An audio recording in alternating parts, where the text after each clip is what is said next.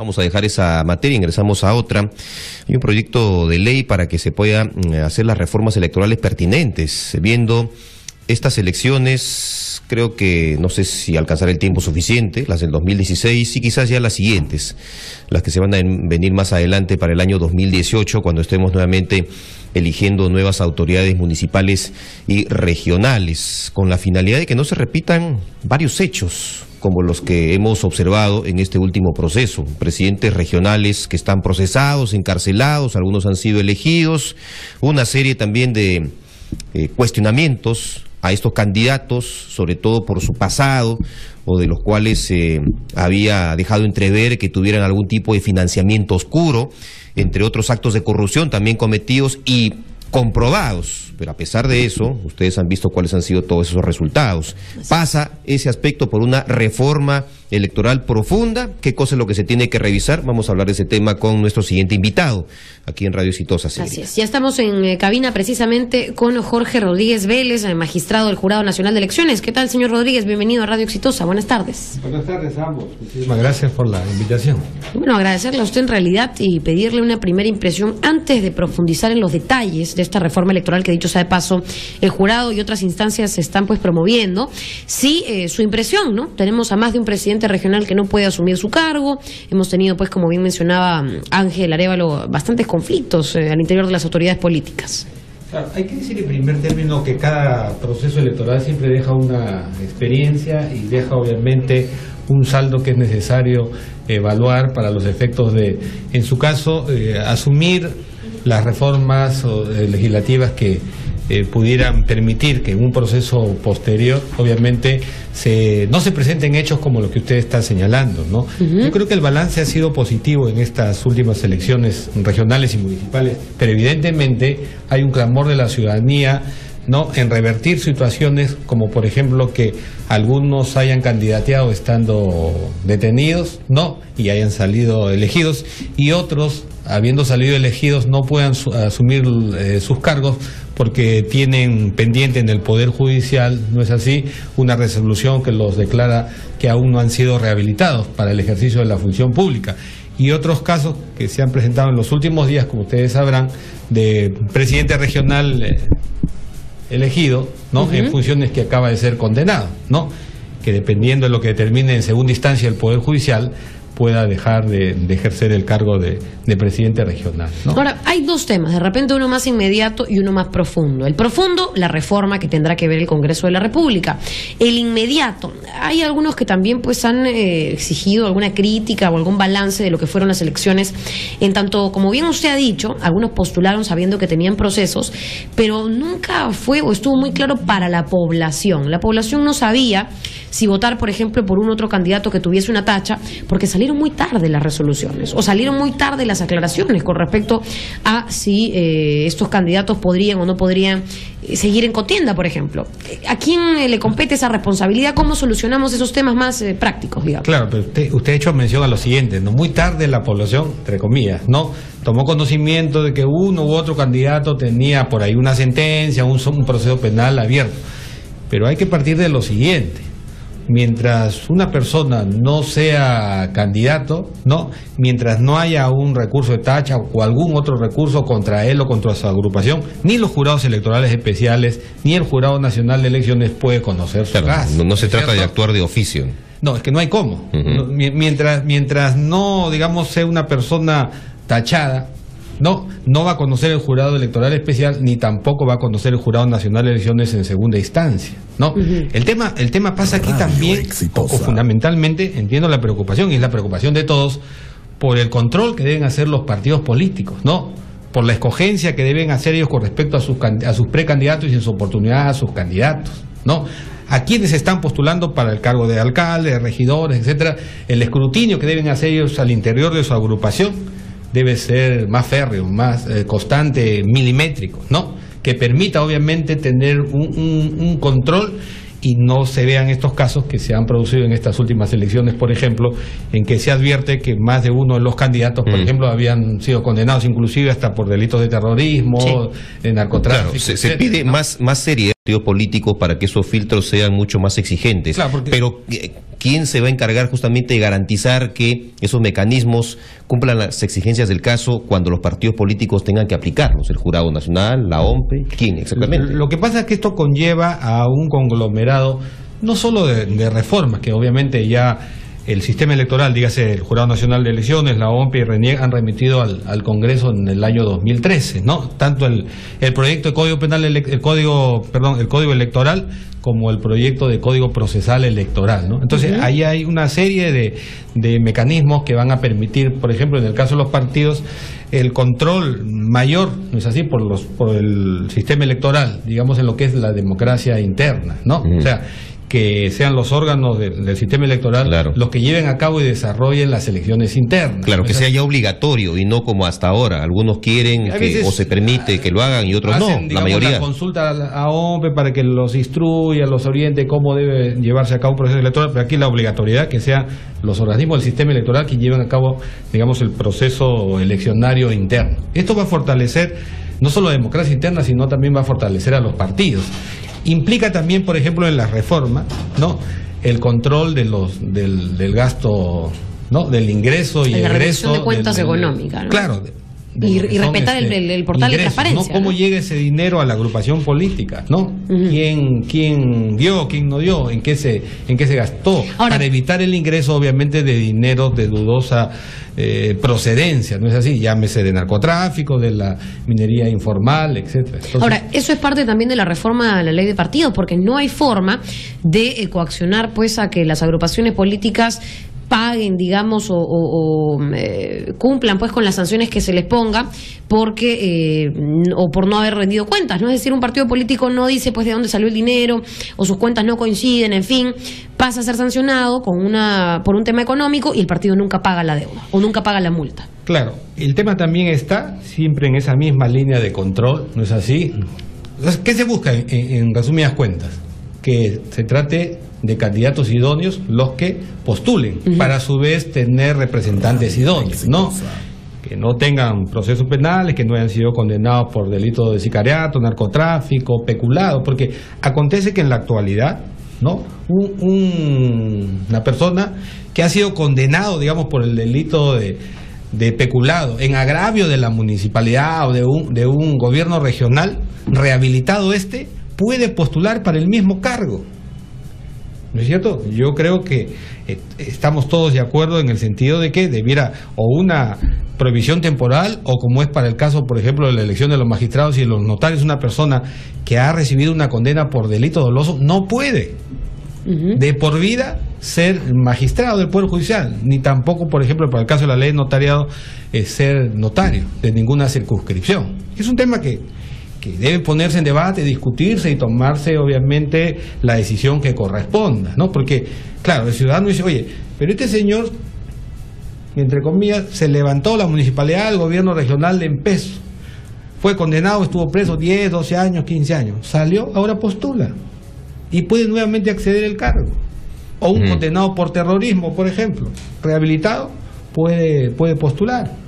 ¿No? Claro, por ejemplo, al cargo de profesores, personas como estas de ninguna manera pueden acceder, ¿no? Obviamente, por ejemplo, ahí ¿no? sí, digamos, para la docencia o para, digamos, en el magisterio o por un cargo administrativo, la ley lo prohíbe. Claro, pero se puede extender, claro, digamos, toda profesión, todo trabajo es importante, pero hay cargos y puestos como los de confianza y también otros por elección popular que son, me parece, mucho más trascendentes aún, que deberían de tener este tipo de prioridades, ¿no es así?, de restricciones. Claro, nosotros esperamos, el presidente del jurado, el doctor Tábara, en más de una oportunidad, no ha solicitado al Congreso y también nosotros en una u otra entrevista a los efectos de que pueda, digamos, discutirse con prioridad la reforma electoral en su conjunto, ¿no?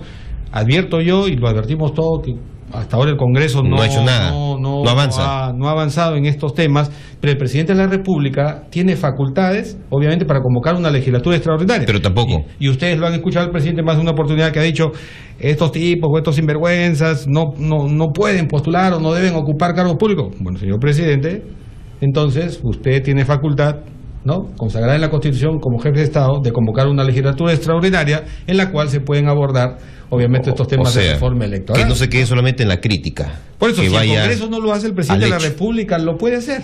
El presidente está facultado constitucionalmente para convocar a una legislatura extraordinaria y en la cual se pueden abordar estos temas de reforma. ¿Y el Congreso tendría que acatar esa convocatoria? Sí, claro, la Constitución lo señala, sí, por supuesto, ¿no? El presidente puede convocar a una legislatura. Ahora, ¿hay tiempo mirando las próximas elecciones para que estas reformas, si es que son aprobadas, entren en vigencia o ya no? Sí, hay tiempo. Ojo, yo les escuchaba antes de intervenir en las elecciones para, digamos, los siguientes 2016, electorales, 2018, regionales y municipales, pero tenemos en julio las elecciones complementarias, ojo. Ajá. Sí, señor Rodríguez, antes Sí. de continuar, para que nos cuente usted también qué es lo que va a suceder en julio y en las expectativas, ¿no?, con respecto a este proceso, lo invitamos a que se quede unos minutos más luego de la pausa. Tenemos que hacer una breve interrupción. Son las 5:00. Entonces, nuestros números telefónicos son el 251-9422, 467-4499. Señor Rodríguez, lo invito a colocarse los auriculares para poder escuchar también la intervención de los oyentes que van a entregarnos algunas de sus preguntas. Inquietudes y comentarios. Así es. Vamos con sus llamadas, ya son las 5:38, sigue avanzando la tarde aquí en Radio Exitosa. Aló, buenas tardes. Buenas tardes. Señor. ¿Cómo está? ¿Qué tal? Adelante. Al magistrado acerca de las elecciones y el control que deben llevar los partidos políticos. Yo le preguntaría, ¿de qué partidos políticos nos habla? ¿De Acción Popular? ¿De la APRA? ¿De qué partidos políticos a nivel nacional por lo menos? Si sabemos que todos los conjuntos que se realizan es para poder sacar adelante las elecciones de cualquier manera.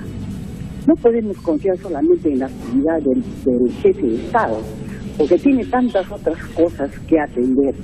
Para eso están los otros organismos, como el caso del señor Rodríguez y muchos otros casos.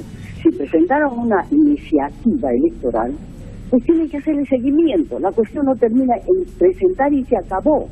Hay que hacerle seguimiento y hacer uso de todo lo que es posible para que este Perú por lo menos tenga gente digna postulando, y a través de esos organismos electorales que se hacen de la vista gorda y que permiten que personas que han sido denunciadas se les tenga en suspenso su sentencia o su condena o qué sé yo, y luego resultan ser presidentas o presidentes regionales. Entonces ahí está la falla, en aquellos organismos que no nos sirven para nada, como por ejemplo aquel que dice que defiende a los ciudadanos cuando nunca hace absolutamente nada. Bien, muchas gracias, señora, por su participación. A ver, una llamada más antes de la respuesta de nuestro invitado. Exitosa, buenas tardes. ¿Aló? Aló, buenas tardes. ¿Qué tal, señor? ¿Cómo está? Le hablo de acá de Tumbes. Adelante. Sobre las reformas electorales que se está comentando ahí con el doctor Rodríguez, ahí también debería tomarse en cuenta, por ejemplo, que los distritos muchas veces deciden por las provincias, cuando los distritos tienen sus propios presupuestos, sus propios elementos políticos, pero muchas veces deciden quién es el alcalde de la provincia. Debe haber una reforma en que los distritos deberían elegir a sus representantes alcaldes distritales, y los provinciales pues a los provinciales, ¿no? Sería una reforma que tendría que darse. Y para cuando se trata de elegir al presidente regional, o se trata de elegir a los congresistas, o elegir al presidente del Perú, bien podríamos todos en conjunto votar los distritos y las provincias, ¿no? Esa es una sugerencia, doctor Rodríguez, para que se tome una reforma electoral. Muy bien, doctor Rodríguez, algunos comentarios de esta llamada. Empiezo por lo primero con relación a la pregunta de la señora. La crítica, eso uno aprende día a día, por dura, por ácida, siempre hay que tomarla en cuenta. Hay que recoger, digamos, las críticas que la ciudadanía hace para poder nosotros hacer una evaluación, las propuestas, las reformas que se considere o que son necesarias, ¿no? Cuando ella se refiere, ese es el clamor de la ciudadanía que expresaba, ¿no? ¿Cómo se permite que una persona procesada pueda, o estando presa, pueda participar en unas elecciones e inclusive ganar? Lamentable, eso es lo que estamos reclamando. Justamente es la discusión, el debate de estas situaciones, porque la ley y la Constitución lo permite, ¿no es cierto? Y dice ella, ¿pero qué están haciendo? ¿Por qué no se insiste? Se está insistiendo, claro que se está insistiendo. Reiteradamente el presidente del Jurado Nacional de Elecciones o alguno de los magistrados, cuando hemos tenido entrevistas o en, digamos, conferencias, medios, ¿no? etcétera, permanentemente estamos en ese propósito de que el Congreso se aboque al conocimiento, ¿no?, de la reforma electoral, para obviamente ponerla acorde a los tiempos que vivimos y evitar todas estas situaciones que se vienen presentando y que son de conocimiento público, ¿no? Y con relación a la segunda pregunta del ciudadano, claro, las elecciones son municipales en lo que respecta a provinciales o distritales son distintas. ¿Es así? Son distintas. Bien, señor Rodríguez. Vamos a tomar una comunicación más para, por supuesto, tener un comentario final y de cierre y esperar, pues, ¿no?, que como usted diga, pues la voluntad de los políticos sea la que finalmente toque este tema. Aló, buenas tardes. Sí, buenas tardes, señorita. ¿Cómo está, señor? ¿Qué tal? Bienvenido. Ya, gracias. La pregunta es esta. Compromete entre el Jurado Nacional de Elecciones y la juventud. ¿Cuál? La respuesta debe ser precisa. ¿Qué van a hacer con la inquietud de los jóvenes que se han ido hasta la CONFIEP? El Jurado Nacional, ¿qué va a hacer con esto? Cuando le han dicho los jóvenes, le han encargado. Aquí, en la CONFIEP, se elige a presidentes, se elige a ministros, inclusive acá se le gradúa a los militares. Entonces, ¿qué cosa va a hacer el jurado frente a eso? Ya los jóvenes han empezado a despertar. ¿Cuál será su inquietud? ¿Cuál será su pensamiento para salvar al Perú? Porque los jóvenes son los que van a dirigir la nación mañana. Gracias. Bien, gracias a usted por su llamada. Ahora sí, doctor Rodríguez, alguna respuesta. Bueno, que ese tema más tiene que ver con la ley laboral juvenil, ¿no? Vamos con la última llamada ahora sí. Exitosa, buenas tardes. Buenas tardes. ¿Qué tal, señor? ¿Cómo le va? Mira, con respecto a esa reforma sobre el tema de las elecciones, hay un punto también clave que se debería tomar en consideración, ¿no? Por ejemplo, el tema de los electores golondrinos, ¿no? A veces cuando hacemos las reformas y muchas de esas cosas, la hacemos tomando en consideración solamente a veces las grandes urbes, ¿no?, como Lima o las capitales, ¿no?, de las ciudades. Pero hay un síntoma malévolo, por así decirlo, en las provincias, en los distritos lejanos, donde hay gente que elige por una población determinada. Por ejemplo, yo soy de acá de la ciudad de Huánuco, ¿no? Ahí en las zonas rurales, por ejemplo, se dan las elecciones o ganan a autoridades o aquellas personas que manejan presupuesto. Entonces se habla de que tengamos autoridades idóneos, ¿no?, que nos dirigen o que dirigen los destinos de una determinada ciudad de una buena manera, pero ¿cómo va a garantizar eso si cuando entran a la alcaldía o el modo que lo hacen es de una manera trampista a través de los votos golondrinos también? Y eso creo que debería tomarse mucho en consideración cuando se hace esta reforma en cuanto a las elecciones. Muchas gracias. Gracias también. Ahora sí un comentario final. Bueno, hay que decir lo siguiente, ¿no? La RENIEC permanentemente, y el jurado también fiscaliza, la RENIEC permanentemente, repito, hace el control, ¿no?, cuando, por ejemplo, se incrementa el padrón electoral en una u otra localidad. Generalmente estas situaciones del voto golondrino se presentan en circunscripciones pequeñas, ¿no?, donde hay 1.500, 2.000 electores, y obviamente puede darse el caso de que un determinado número, ¿no?, sean traídos a la localidad a los efectos de que se tuerza la voluntad popular o, digamos, se oriente distinto, ¿no? Pero en Lima es difícil, ¿no? O en localidades con 500.000, 600.000 es poco complicado que esto pueda suceder, pueda presentarse. Sin embargo, el control es constante, el control es permanente en lo que respecta al tema del voto golondrino. Y para concluir, en todo caso, un pedido que es constante, permanente de la población, está referido, digamos, a la hoja de vida de los candidatos, ¿no? Hay la necesidad, la urgencia de que, por ejemplo, se exija que los candidatos declaren, ¿no?, todo su patrimonio, sus bienes, sus rentas que tengan. Y asimismo, lo que no sucede ahora en todos los casos, que toda persona que haya sido condenada, por rehabilitada que pudiera haber sido, igualmente declare en su hoja de vida las condenas cuando hubieron pena privativa de libertad o, en su caso, las condenas con pena suspendidas, ¿no? Porque la hoja de vida obviamente debe ser conocida por todos los ciudadanos, a los efectos que en su oportunidad puedan elegir de manera correcta, no, al candidato más idóneo que ha de ocupar los cargos, ya sea en las alcaldías, ya sea, digamos, en el gobierno regional o en otros cargos de elección popular. Muy bien, doctor, muchas gracias por acompañarnos esta tarde. A ustedes, más bien, muchísimas gracias. Que tenga usted buen día. Doctor Jorge Rodríguez Vélez, magistrado del Jurado Nacional de Elecciones en Radio Exitosa 95.5 de la frecuencia modulada.